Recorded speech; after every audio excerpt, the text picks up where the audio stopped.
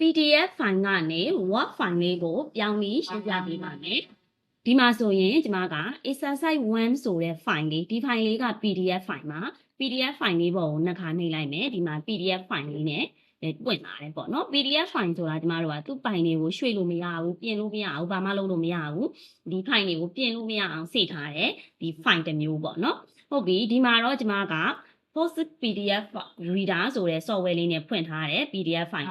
တချို့ကြရင်လည်းဒီ Adobe PDF Reader တွေရှိတယ်ကြိုက်တဲ့ PDF ဖိုင်အနေနဲ့တော့စေလို့ရပါတယ်ဒီမှာ PDF ဖိုင် software တည်တံ့မထားဘူးဆိုရင်လည်းတချို့ကြရင် Microsoft Edge တွေနဲ့ဖွင့်လို့ရတယ်တချို့ကြရင်ကိုကြိုက်တဲ့ browser အနေနဲ့ဖွင့်လို့ရတယ်เนาะဒါဆိုရင်ဒီဖိုင်လေးကိုကျွန်မ Microsoft Word အနေနဲ့ဖွင့်ပေးပါမယ်ဒါဆိုရင် Word software လေးဖွင့်လိုက်ပါမယ် blank document ကိုရွေးလိုက်ပါမယ်နှစ်နည်းရှင်းပြပေးပါမယ်ဒီနည်းလေးကပထမနည်းလေးပါဒါလေးကတော့လွယ်ပါတယ်ဖိုင်ထဲကနေ open ကိုနှိပ်လိုက်ပါ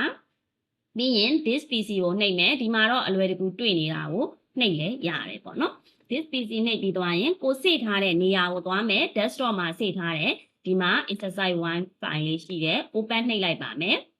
ဒါဆိုရင်ခဏဆောင်လိုက်ပါဒီမှာကြာလာပါပြီဒါဆိုရင်ကျမတို့ပြင်ကျင်တာပြင်လို့ရတယ် select မှတ်မယ်အရောင်လေးထည့်မှာလားထည့်လို့ရသွားပြီစောစောလေးကဖိုင်မှာဆိုရင်ပြင်လို့မရပါဘူးဟုတ်ပြီဒါဆိုလို့ရှိရင်ဒါကတနည်းပါပြီးရင်ဒီဖိုင်လေးကိုကျွန်မပိတ်လိုက်မယ်နော်တစ်ချက်က cross နဲ့ပိတ်မယ် don't save မ save Microsoft Word ကလေးကိုပဲပြန်သွားမယ်ပြန်ဖွင့်ပါမယ်ပြီးရင် blank document ကိုပဲပြန်သွားမယ်နောက်တဲ့နည်းနဲ့ဖွင့်ပြပါမယ်နောက်တဲ့နည်းကကြတော့ insert tab ကိုသွားပါမယ်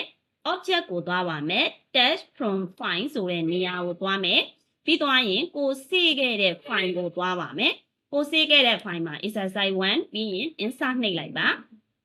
ဟုတ်ပြီဒါဆိုရင်ဒီလိုပုံစံမျိုးလေးပေါ်လာတယ်ဒါကတစ်နည်းနှစ်နည်းပါဟုတ်ပြီဒါဆိုရင်ဒါလေးကို cross နဲ့ပြန်ထွက်လိုက်ပါမယ် don't saveဒါဆိုရင်ဒီနည်းတွေနဲ့ PDF ဖိုင်ကိုဖွင့်လို့ရတယ်ဒါပေမဲ့လို့မြန်မာစာရေးတဲ့ဖိုင်တွေဆိုရင်တော့ဒါဆိုရင် PDF ဖိုင်ကိုကျွန်မမြန်မာစာရေးထားတာပါမြန်မာလိုရေးထားတာပါ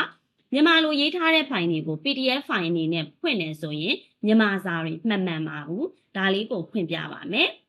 ဒါဆိုရင် Microsoft Word ဖိုင်လေးဖွင့်လိုက်မယ်ကြိုက်တဲ့နည်းနှစ်နည်းနဲ့အဆင်ပြေသလိုဖွင့်လို့ရတယ်ဒါဆိုရင်insert tab ကနေပဲအလွယ်တကူယူကြည့်မယ် insert tab က object dash from file